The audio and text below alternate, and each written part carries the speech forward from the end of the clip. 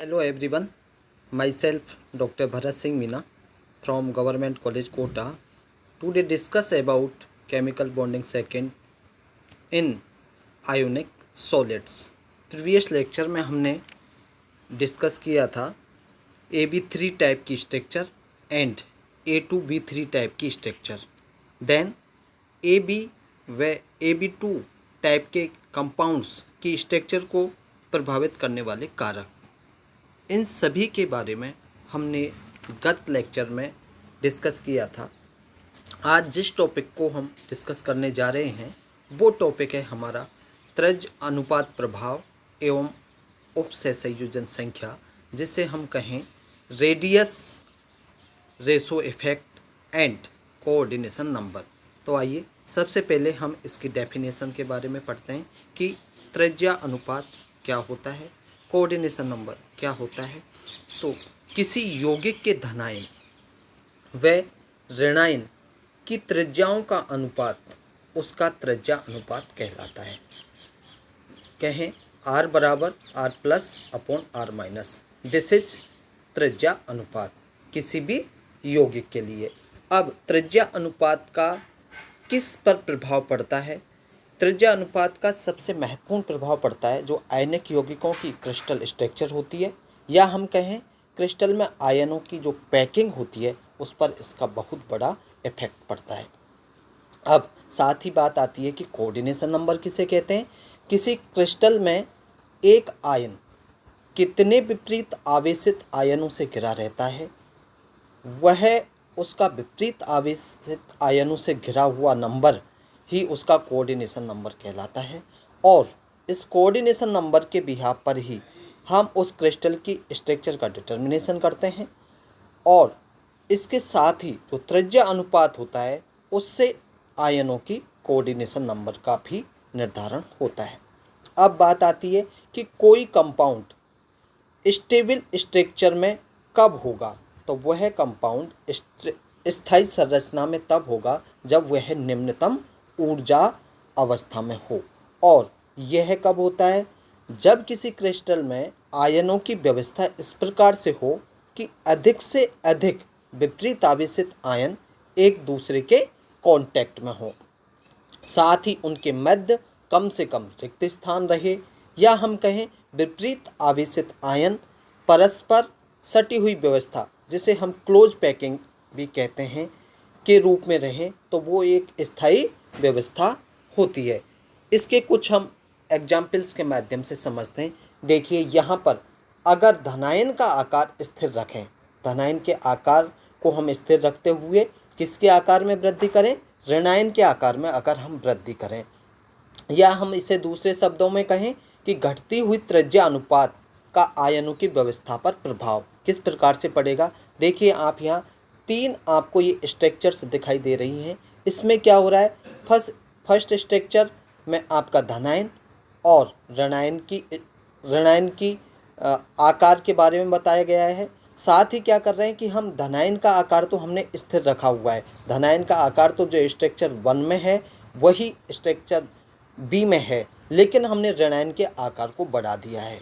इसी प्रकार से हम क्या कर रहे हैं, तीसरी जो संरचना आपको दिखाई दे रही है उसमें भी आप क्या कर रहे हैं कि धनायन का आकार पुनः स्थिर रखा हुआ है और ऋणायन के आकार में फिर से हमने वृद्धि कर दी है। तो आप इन तीनों संरचनाओं को ध्यान से देखेंगे तो आपको ये दिखाई दे रहा है कि फर्स्ट संरचना में क्या हो रहा है कि धनायन इन चारों ऋणायनों के कांटेक्ट में तो है, लेकिन ये चारों ऋणायन एक दूसरे के कांटेक्ट में नहीं है।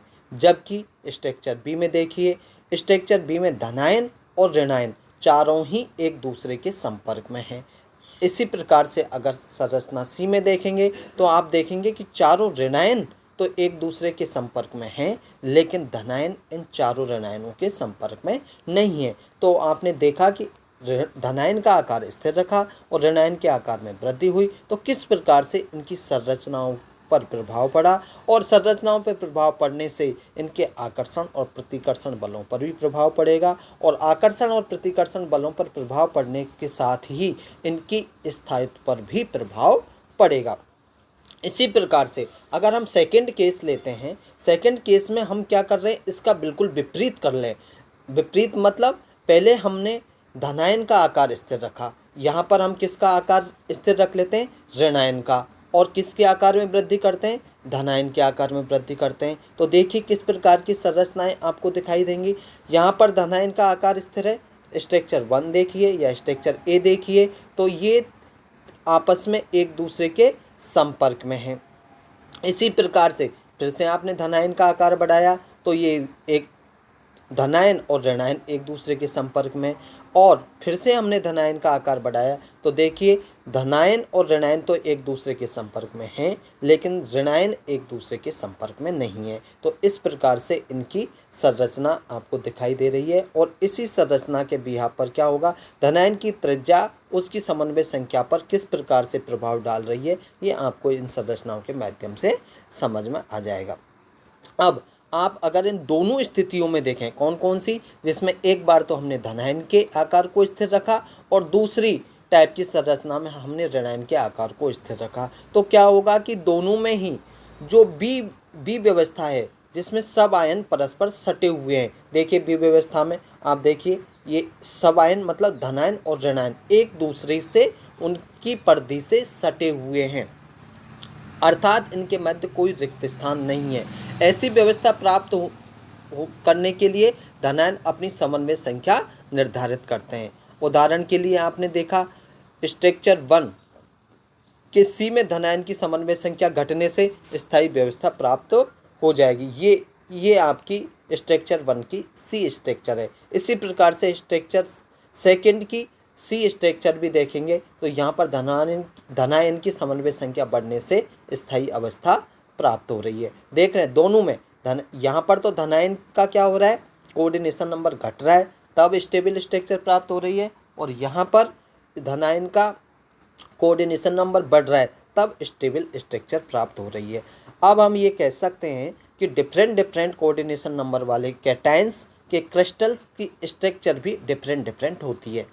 त्रिज्या अनुपात से धनायन की कोऑर्डिनेशन नंबर का डिटर्मिनेशन होता है, और कोऑर्डिनेशन नंबर से क्रिस्टल में आयनों की पैकिंग या क्रिस्टल स्ट्रक्चर का निर्माण होता है। मीन्स ये एक दूसरे से इंटरलिंक्ड हैं। क्या कोऑर्डिनेशन नंबर किससे डिसाइड होगा, त्रिज्या अनुपात से, और कोऑर्डिनेशन नंबर से क्या डिसाइड होगा, क्रिस्टल की स्ट्रक्चर। देखिए आप डिफरेंट त्रिज्या अनुपातों और उनकी क्रिस्टल संरचनाओं के हम अगर वर्णन करेंगे तो उसमें सबसे पहले हम ले रहे हैं कि अगर आपका त्रिज्या अनुपात कितना हो, 0.15 अथवा उससे कम हो, या कहें हम वहन रेडियस रेशो इज 0.15 और बिलो, ऐसी स्थिति में क्या होगा कि धनायन की जो कोऑर्डिनेशन नंबर होगी वो कितनी होगी आपकी 2, और 2 होने पर वह कैसा मॉलिक्यूल बनेगा, एक रेखीय मॉलिक्यूल बनेगा, और रेखीय मॉलिक्यूल बनने से उसका कोई क्रिस्टल नहीं बनेगा, और इसका अगर एग्जाम्पल होगा तो वो होगा आपका HF2। इसी प्रकार से अगर हम त्रिज्या रेशो को बढ़ा दें, या कहें हम रेडियस रेशो बिटवीन 0.15 एंड 0.225 इसके मिड में हो, तब आपका कोऑर्डिनेशन नंबर क्या होगा। इस स्थिति में क्या होगा कि उसका त्रिज्या अनुपात पर धनायन की कोऑर्डिनेशन संख्या कितनी हो जाएगी, 3 हो जाएगी, और 3 ऋणायन त्रिभुजीय आकार में व्यवस्थित होंगे। और इस प्रकार के जो एग्जाम्पल्स होते हैं वो किस में पाए जाते हैं, बहुलकीय मेटाबोरेटों, जिसे कहें B2O3 टाइप के क्रिस्टल्स में इस प्रकार का मैनेजमेंट पाया जाता है। अब इसी क्रम में हम त्रिज्या अनुपात को और बढ़ा दें, त्रिज्या अनुपात कितना हो जाए हमारा, त्रिज्या अनुपात अगर हम इसको 0.225 से 0.414 कर दें, तो इस स्थिति में जो त्रिज्या अनुपात आपका आएगा वो आएगा आपका, यहाँ पर कोऑर्डिनेशन नंबर जो होगी वो होगी आपकी 4, और 4 कोऑर्डिनेशन नंबर होने पर प्रत्येक धनायन 4 ऋणायन एक चतुष्फलकीय आकार में व्यवस्थित हो जाएंगे। देखिए आप इस प्रकार से व्यवस्थित होंगे, ये आपका धनायन होगा, और ये 4 ऋणायन इस चतुष्फलकीय आकार के 4 कोनों पर व्यवस्थित हो जाएंगे। ये कब स्थिति होगी, जब त्रिज्या अनुपात 0.225 से 0.414 के मध्य होगा। अगर हम इस चतुष्फलकीय व्यवस्था में व्यवस्थित एक धनायन और 4 ऋणायन का त्रिज्या अनुपात कैलकुलेट करेंगे तो इस प्रकार से हम कर सकते हैं। यहाँ पर एक चतुष्फलकीय संरचना या कहें कोऑर्डिनेशन नंबर 4 के लिए त्रिज्या अनुपात का परिकलन किया गया है। देखिए, माना कि एक धनायन O, यहाँ पर धनायन क्या माना है हमने, O, और 4 ऋणायन। 4 ऋणायन कौन कौन से हैं आपके, A, B, C और D। अब आप देखिए इन चारों को मिला के देखेंगे, A, B, C और D, तो क्या हो जाएगा, एक टेट्राहेड्रल जैसी स्ट्रक्चर हो जाएगी, या कहें चतुष्फलकीय जैसी आकार में ये घिरा हुआ दिखाई देगा। अब क्या करेंगे, परमाणुओं का आकार इस प्रकार का है कि उनके किनारे एक दूसरे को छू रहे हैं। आप देखें इनके किनारे एक दूसरे को ये छू रहे हैं। अब क्या होगा, धनायन के केंद्र बिंदु O से CD पर, CD कौन सी है आपकी, ये वाली रेखा है, CD पर एक लंब कौन सा डाला, O और P, इस प्रकार से डाला जाए कि त्रिभुज OPD में, त्रिभुज OPD बन गया। जैसे ये लंब डला तो क्या हो गया, O, P और D, ये एक त्रिभुज बन गया। अब इस त्रिभुज के माध्यम से हम क्या देख रहे हैं, क्या फॉर्मूला हमारा निकल के आ सकता है, OD, ये एक प्रकार से क्या हो गया, आपका कर्ण हो गया, और ये क्या हो गया, आपका लंब हो गया, और ये आपका क्या हो गया, आधार हो गया। तो कर्ण बराबर क्या होता है, OD स्क्वायर बराबर क्या हो जाएगा, OP square plus PD square. PD आपका ये है और OP आपका ये है, तो ये हो जाएगा इक्वेशन नंबर 1। अब अगर हम इसे दूसरी तरह से लिखें, क्योंकि OD बराबर क्या है, OD बराबर है R प्लस और R माइनस की त्रिज्या का योग, तो हम इसको लिख सकते हैं OD के स्थान पर R plus plus R minus square बराबर OP square plus PD square. ये आपकी इक्वेशन नंबर हो गई 2। अब हम जो ये चतुष्फलक दे रखा है, इसमें हम देखें एक घन के विपरीत कोणों को मिलाकर बनाया गया है। ये जो चतुष्फलक बनाया गया है वो कैसे बनाया गया है, एक घन के विपरीत कोणों को मिलाकर बनाया गया है। तो इसमें क्या होगा, जो CF होगा वो किस किस के बराबर होगा, CF कहाँ है आपका, ये आपका CF है। CF देखिए, ये आपका CF है। CF किस किस के बराबर है, एक तो CE के बराबर होगा और ये DE के बराबर होगा। CF किस किस के बराबर हुआ, DE एंड CE के। तो यहाँ पर एक त्रिभुज और बनेगा, वो बनेगा CDE। कौन सा त्रिभुज बना आपका, ये त्रिभुज बन रहा है आपका, ये C, ये D और ये E। इन तीनों बिंदुओं को मिलाने पर एक त्रिभुज बन जाता है आपका CDE। अब इस CDE त्रिभुज से देखेंगे आप क्या होगा, 2PD। 2PD किसके बराबर है, CD के, और इसको हम कहें CD बराबर क्या कह सकते हैं हम, DE square plus CE square का अंडर रूट, और इसको अगर और सॉल्व करें तो ये हो जाएगा 2CE स्क्वायर का अंडर रूट, और सॉल्व करें तो ये हो जाएगा अंडर रूट 2CE। इसे हम ऐसे भी लिख सकते हैं, CE बराबर किसके होता है, CF के, और CF किसके बराबर होगा, 2OP के। ये अगर आप डायग्राम के माध्यम से देखें तो देखिए 2OP, इन दो OP का योग किसके बराबर हो रहा है, CE और CF के, इस CE और इस CF के बराबर हो रहा है 2OP की वैल्यू। इसलिए 2PD बराबर क्या लिख सकते हैं हम, 2PD बराबर 2 अंडर रूट 2OP, और सॉल्व करें हम तो PD बराबर अंडर रूट 2OP, और इसे हम इस प्रकार से भी लिख सकते हैं, OP बराबर 1 अपॉन अंडर रूट 2PD। अब OP का मान इक्वेशन 2 में रखने पर, इक्वेशन 2 कौन सी थी हमारी, इक्वेशन 2 ये थी, R plus plus R minus का स्क्वायर बराबर OP square plus PD square. अगर इस इक्वेशन में हम इस OP का मान, OP का मान हमारा क्या निकल के आया, 1 अपॉन अंडर रूट 2PD, इस 1 अपॉन अंडर रूट 2PD को अगर इस इक्वेशन 2 में रखेंगे तो क्या वैल्यू हमें मिल जाएगी, R plus plus R minus का स्क्वायर बराबर 1 अपॉन अंडर रूट 2PD का स्क्वायर प्लस PD स्क्वायर। अब हम 1 upon 2PD square plus PD square को सॉल्व करें तो ये हो जाएगा अपना 3 अपॉन 2PD स्क्वायर। जैसा कि हम जानते हैं कि PD बराबर क्या है, R माइनस 1, तो हम इसको इस प्रकार से भी लिख सकते हैं, r plus plus r minus का स्क्वायर बराबर 3/2 आर स्क्वायर माइनस। और अगर इसको सॉल्व करें तो ये हमारी वैल्यू आएगी r plus plus r minus बराबर √3/2 आर माइनस, जो किसके बराबर है 1.225 आर माइनस। तो इसको हम इस प्रकार से भी लिख सकते हैं, ये किसके बराबर था, आर प्लस बराबर 1.225 r minus minus r minus, और आर प्लस किसके बराबर निकल के आई वैल्यू आपकी 0.225 आर माइनस। और इस प्रकार से हम r plus upon r minus बराबर आर, तो 0.225 ये आपकी त्रिज्या अनुपात निकल के आया। तो इस त्रिज्या अनुपात से ये प्रूफ होता है कि त्रिज्या अनुपात आर का मान कम से कम 0.225 है, तो आपका जो आकार होगा वो कैसा होगा, टेट्राहेड्रल या चतुष्फलकीय आकार होगा, और धनायन की कोऑर्डिनेशन नंबर की वैल्यू होगी 4। तो त्रिज्या अनुपात इससे अधिक होने पर भी कोऑर्डिनेशन नंबर 4 ही रहेगी, लेकिन यदि त्रिज्या अनुपात का मान बढ़ते बढ़ते कितना हो जाए 0.414, तो कोऑर्डिनेशन नंबर आपका बढ़कर 6 हो जाएगा, और इस प्रकार की 6 हो जाएगा। और जो चतुष्फलकीय टाइप की स्ट्रक्चर पाई जाएगी वो पाई जाएगी आपके ZNS में पाई जाएगी। अब अगर आपका त्रिज्या अनुपात कितना हो गया है, त्रिज्या अनुपात 0.114 से 0.732 हो गया है, या हम कहें रेडियस रेशो बिटवीन 0.114 एंड 0.732। तो इस प्रकार के त्रिज्या अनुपात में जो धनायन की कोऑर्डिनेशन नंबर होगी वो 6 होगी।